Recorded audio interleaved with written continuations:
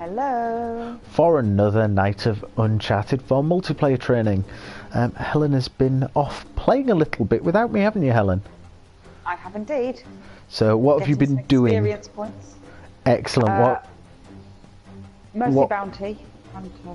Ooh, so are you quite enjoying Bounty Hunter? Are you getting to grips Yes. with the game?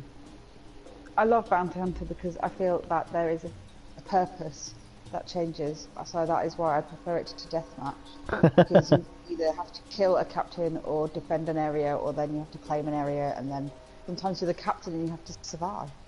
So there's a little bit of variety. Yeah, I understand that. Are you fancying anything in particular? Do you want a bit of training on any modes tonight? Well, I'd like to get better at deathmatch because I think, generally speaking, there are more death matches available.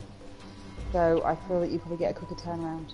Yeah, you generally will find deathmatch games a lot easier. I don't think you're quite ready to jump into ranked deathmatch yet. I think we need to get you a few more loadout points opened. I find that I struggle with deathmatch in terms of like my success compared to Bounty Hunter. I feel like I'm quite good at Bounty Hunter now in comparison to what I was like at the beginning. But deathmatch, I just feel that everyone's a bit in it for themselves more than a team in lots of ways. Whereas in Bounty Hunter, I find that everyone tends to stick together a bit. There's definitely more of that. You'll find that the ranked deathmatch plays a lot more like Bounty Hunter. People will generally stick together, but what you'll also find is that people will say, right, I'm going to go take a flank and go around the side of people, so that you end up, especially if you're playing in a party, one person can be kind of shouting out as to where they are and shoot marking them so that the other person can get round the back of them and flank them. That tends to happen a lot more in the ranked than it does the team deathmatch. I like the team spirit of it all. And Bounty Hunt very much is team spirit. The other one that's quite team spirited is the command one, where you've got to go and hold the locations. It's not very kill heavy. What you do have a tendency to do is kind of run around the map lots, basically chasing each other around trying to capture the points. It's very, very good for learning the levels and learning the layouts, more so than any of the others. I think I found that quite frustrating. Yeah, it was the one that I one place and then you lose it again. Exactly. it was the one that I played the most to start off with, because it was a way of getting used to the layouts of the levels, working out where there was good places to ambush people, where there was good places to put mines down to trick people into running straight over them. I quite liked that, but it isn't exceptionally kill heavy. If you're wanting something kill heavy, definitely Bounty Hunter, or Deathmatch to a certain extent. So let's go for one of them. Do you wanna do? Do you want to do a bit of deathmatch? We'll kind of bit warm up. Yep. Right, team deathmatch. Right, let's have a look at what loadouts I've got. So you've moved off preset loadouts now, is that right? You're now creating your own? I created a couple all on my own, and then before we've gone live tonight, you helped me create an even spankier new one. Excellent. So I'm going to use that one this evening with lots of extra bits that I can't remember what they're called, boosters. Excellent, because you were aware of the boosters, were you? You didn't realise you could actually have them.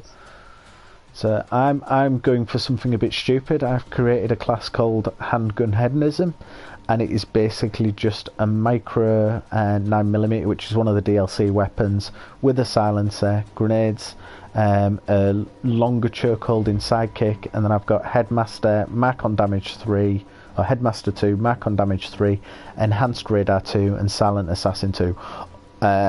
Of which 2 of those are DLC perks, so you won't have them. And I think, what did you say you'd unlocked up to? Did you unlocked up to Endowment? Yes, that's right. Yeah. And what have you got for the AK? Did you say you've managed to get the silencer, or are you just getting to opening the silencer? I had a couple more kills to go for the silencer, and I've nearly got the C4, so I've got to leave all of them on. Oh wow, that's really good. I throw a lot of grenades. That's good. So the grenades are... That's all based on how many you use, isn't it? they're the weapon that I found the hardest to master. And then when I started to get better with the grenades, I realised I'd actually got better with the C4 as well, because you can at times start to use the C4 like a delayed grenade, so you can like long throw it behind people and then wait for them to move forward, or wait for them, force them backwards and then trigger the C4. So it works slightly better than grenades at certain times. I've noticed that a lot of people, when you go in and punch them, because you have no choice but to punch them, they tend to throw at what I think is a bomb, but it's actually C4, so they kind of drop it and then they leg it and blow up. Yeah. Good move. Is yours stuck, by the way? 'Cause mine's stuck. Yeah, it is. It's stuck at 98%. I think it'll spin round. I don't know if it's a late joining game or if it's stuck. But quite funny, you were saying you've not played any Auction House, and I was joking and saying we'll get stuck on Auction House all night, and it looks like we might literally be stuck on Auction House unless it sorts itself out. I'm hoping it kind of fixes itself. It should do. Yeah, I didn't know if it was just my end or something. No, it's mine. It's showing at 98%. The early on Madagascar level ended up having to be taken off the rotation because it would cause the game to crash. Not crash like out and break. It would just hang like this.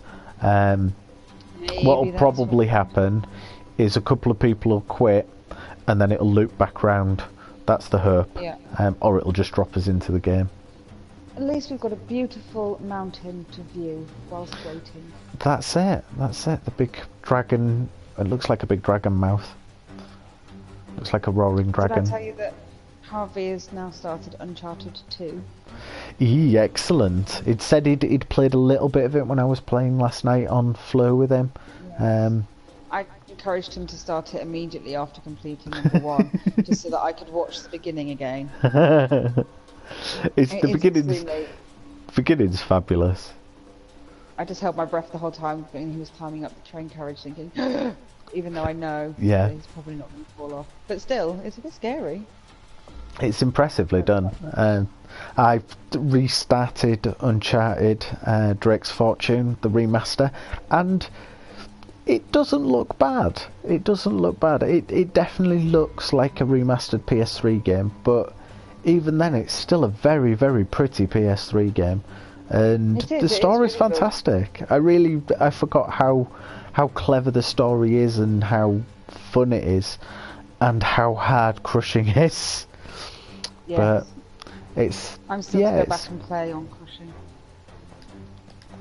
I might try Brutal. Jeez, I wouldn't rush. Certainly don't rush. Not yet anyway. There's plenty of other stuff to play before rushing back into going for Crushing. Oh, excuse me. Do you think that we should abandon this game? Problem is, because I'm streaming, I can't do a hard reset, and you can't press circle to quit out. So I'm kind of hoping other people dump out. Let's have a go. You can do it if I go. Right, I'm going to quit the game and I'm going to close the application.